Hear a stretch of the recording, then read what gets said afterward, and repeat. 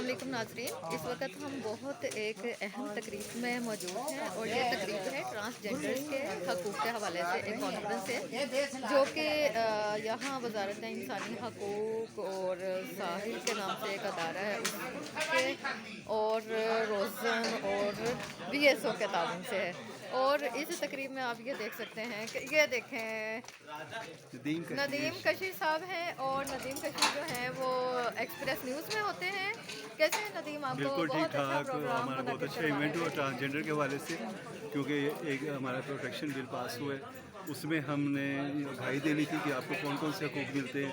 Bagging के ऊपर transgender पकड़े जा रहे हैं, उनके कार्ड का इशू था, उनका कार्ड अब इजाज़त के साथ दे रहे हैं ताकि उनके पास एक अलग शनाख्त हो रोड पे फिरने के लिए भी, एक उनके पास कार्ड हो कि ट्रांसजेंडर है हमारी। और हमारे यहाँ एक बड़ी एहसास कमतरी की बात है कि जब हमारे ट्रांसजेंडर्स का कोई प्रोग्राम होता है तो लोग आने से घबराते हैं और ज़रा दूर दूर रहते हैं। और एक ऐसा जैसे औरत मर्द ट्रांसजेंडर्स में हम लोग घिरा, हालांकि हम सबके मसाइल देखा जाए, हरेसमेंट के हवाले से देख लें, गुर्बत के हवाले से देख लें, क्या कहते हैं, बहुत सारी महरूमियों के हवाले से देख लें, जी एक जैसे ही है।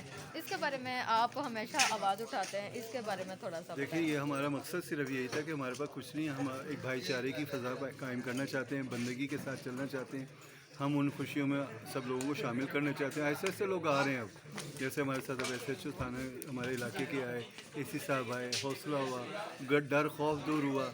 एक पता लगा कि हम भी अब जा सकते हैं थाने में, अपनी कोई इंदराज करा सकते हैं, हमारी खुशियों में लोग आ सकते हैं। और हम जब मिलेंगे जुलेंगे नहीं तो तब माशरे से कट के इसी वजह से थे ना कि माशरा हमसे दूर रहता था, हमें तीसरी मखलूक समझ के पीछे फेंक दिया जाता था।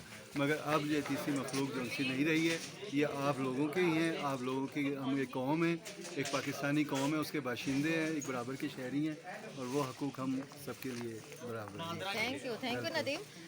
नाजरीन, आपने देखा कि ट्रांसजेंडर जो हैं वो हम में से ही हैं और सब बराबर के हैं और इसको साबित किया है वजारत इंसानी हकूक़ ने।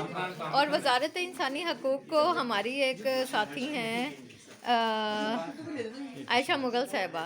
आयशा मुगल साहिबा उसके साथ वाबस्ता हो गई हैं और अपना आयशा मुगल से बात करते हैं। अस्सलाम वालेकुम आयशा, कैसी हैं आप? ठीक है, बहुत अच्छा प्रोग्राम आपने करवाया थी।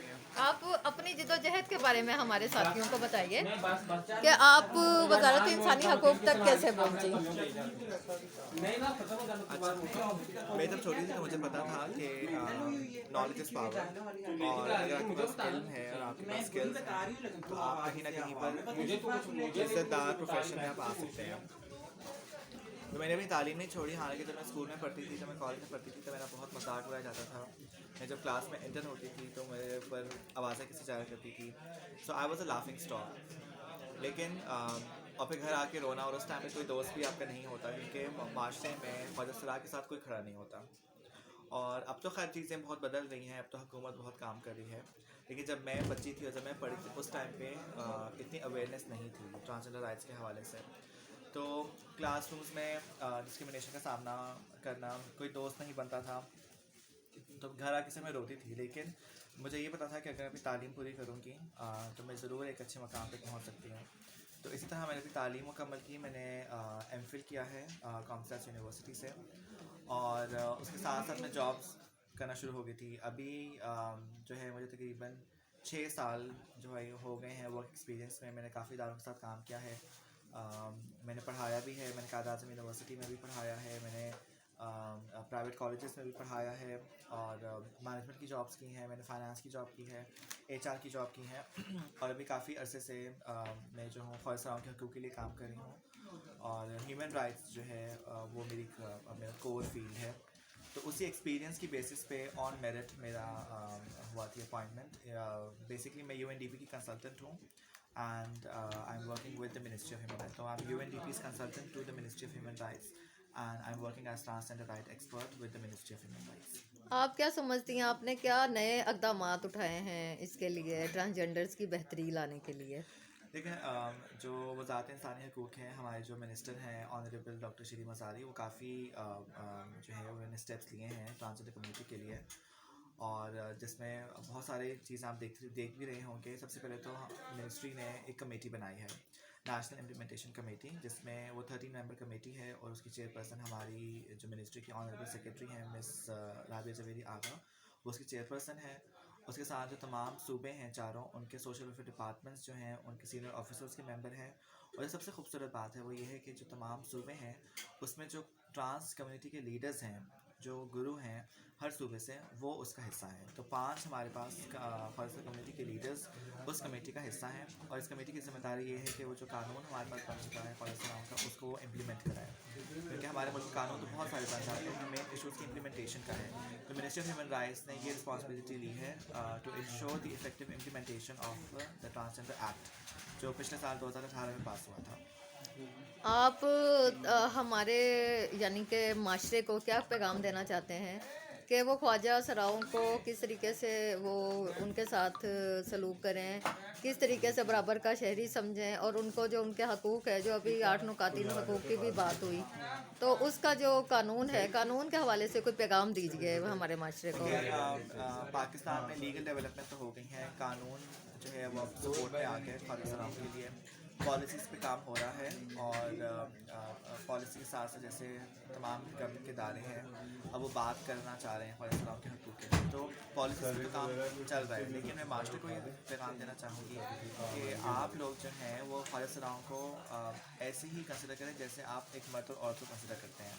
ख़ास तौर पे जो सबसे बड़ा मसला अभी भी ख्वाजा कम्युनिटी को है वो फैमिली एक्सेप्टेंस का है, वो सोशल एक्सेप्टेंस का है कि फैमिलीज़ एक्सेप्ट नहीं कर पाती अपने ख्वाजा बच्चे को, अपने ख्वाजा बहन भाई को।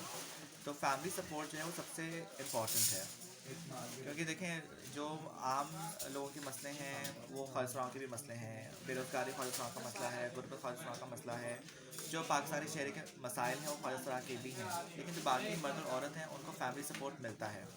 अगर कोई मर्द या औरत अनएम्प्लॉयड है तो एटलीस्ट ही और she has support of the family, he और she has support of the relatives, एक सोशल सपोर्ट सिस्टम है ना।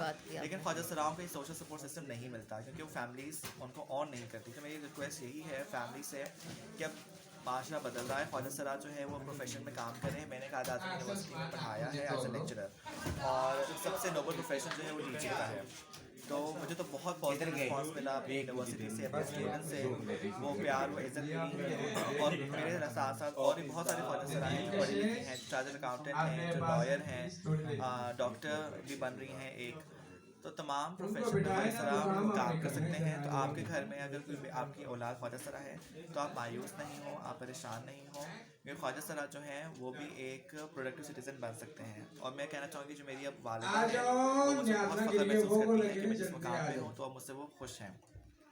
बहुत अच्छा। और आपने ये देखा कि औलाद किसी मकाम पर जब पहुंच जाती है तो वालिदैन खुश होते हैं। तो औलाद में जो ख्वाजा सरा होना या बेटी होना या बेटा होना जो है वो अगर कुदरत की जानिब से है या कुदरत की जानिब से नहीं है, वो उनका माशी, वो उनका जो जहनी या कहा जा सकता है कि उनका रवैयों का प्रॉब्लम है या जिस्मानी प्रॉब्लम है या उनके साथ कुछ इस किस्म की चीज़ें हुई कि वो माशरे से कटते चले जा रहे हैं। तो इसमें हम सबकी बराबर की जिम्मेदारी है कि हम उन्हें कौमी धारे में लेकर आए, और ख़ास तौर पे पहला हमारा जो माशरे का स्टेप है वो घर से शुरू होता है।